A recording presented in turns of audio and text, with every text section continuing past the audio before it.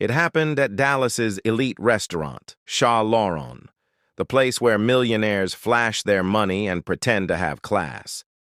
Marcus, Bull Thompson, and 5 bikers from the Iron Riders MC walked in wearing their leathers.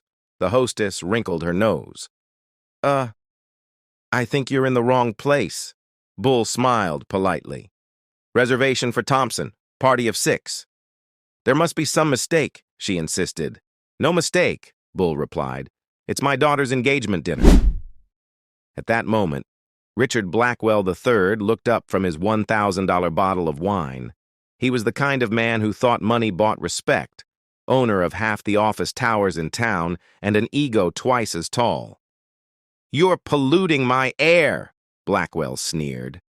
Everyone in the place turned. "We're just here to eat," Bull said evenly. "Not in my restaurant," Blackwell barked.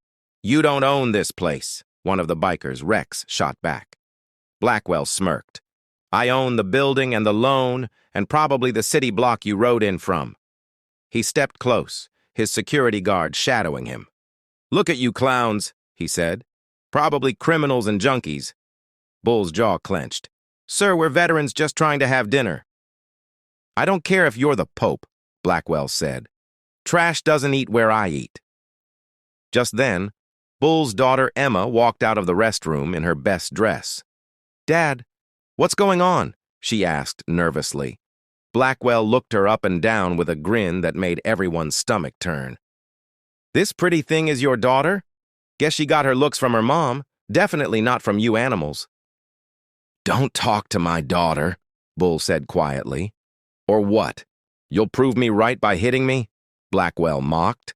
Then he grabbed his coffee and threw it straight into Bull's face. Hot liquid poured down Bull's beard and vest, staining patches that honored his fallen brothers. "There," Blackwell said with a smirk. "I just made you smell better." The room went silent. Everyone waited for a punch. Instead, Bull smiled. "Rex, make the call." Rex pulled out his phone. Blackwell laughed. "Calling for backup? I'll have you arrested before they get here." 10 minutes later, the sound of engines filled the street. Over 200 motorcycles rolled up in sync, surrounding Shah-La-Ron. They didn't storm in, they just revved their engines, rattling every window in the building. Blackwell was still laughing, until Bull showed him his phone. "You just assaulted a veteran on camera." "So what?" Blackwell said. Bull stepped closer. "So now everyone knows exactly who you are. Richard Blackwell III, Highland Park address, wife Patricia, son at Yale, daughter at boarding school." Blackwell's smile faded. "Are you threatening my family?" "No," Bull said calmly. "We don't hurt innocents. We just show the world your true face." Rex turned his screen toward him. He was live streaming. 50,000 people are watching, he said. Blackwell went pale. "That's what we call Code Black," Tank added. "Every MC in America's tuned in." Blackwell's phone started ringing non-stop. News outlets, his wife, his business partners, everyone. "Make it stop," he pleaded. "Can't stop the internet," Bull said. Outside, the roar quieted. Every biker sat still, holding a small American flag. The people inside began filming through the glass. "Those are veterans," someone whispered. "Oh my God," another said. "He threw coffee on veterans." The manager rushed over, sweating. "Mr. Blackwell, I need you to leave." "What? I'm a regular here." "Not anymore," the manager said. "We don't serve anyone who disrespects veterans." Even his bodyguard stepped back. "My brother's a Marine. I'm done." "You can't quit," Blackwell shouted. "Watch me," the guard replied, walking out. Bull stood tall. "Here's how this goes. You apologize to every veteran here." "Never," Blackwell snapped. "Then 200 bikers will legally follow you everywhere. Work, golf, dinner, public roads, public freedom," Rex said. "You can't do that." "Watch us," Tank said. Blackwell's phone buzzed again, his company's board. He answered, trembling. The restaurant heard yelling through the speaker. "You're suspended immediately. You've destroyed our image."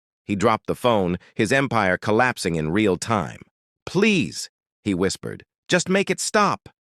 "Apologize," Bull said. Finally, broken, he did.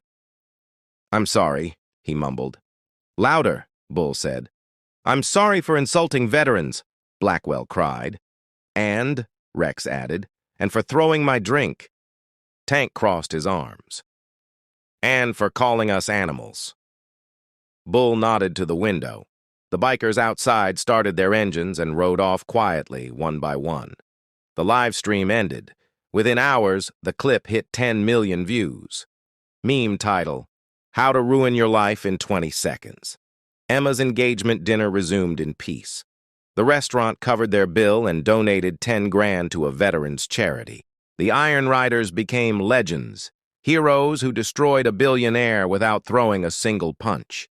Bull kept his coffee-stained vest, never washed it.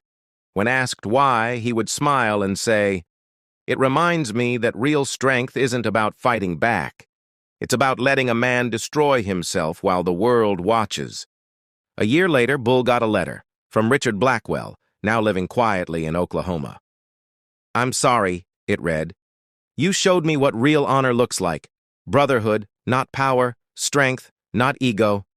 Thank you." The Iron Riders framed the letter next to a photo from that night. 200 bikers holding American flags outside Shah Laron. The caption read, "The night we won without fighting." Every year they return to that restaurant. They toast with coffee, but never throw it. Because real warriors don't need to prove their strength. They just wait for the weak to expose their own. Blackwell threw coffee in a biker's face. The biker threw truth back. And the truth destroyed him deeper than any punch ever could. So when you see a biker wearing patches and a quiet smile, know this: those men ride for honor, not pride. And if you believe that, hit like and subscribe. Stand with the ones who still know what respect means. If you enjoy inspiring stories, please subscribe to Hidden Heroes on YouTube. Also, follow our Facebook page, Life Lesson Tales, for daily stories and life lessons. Link on bio and video description.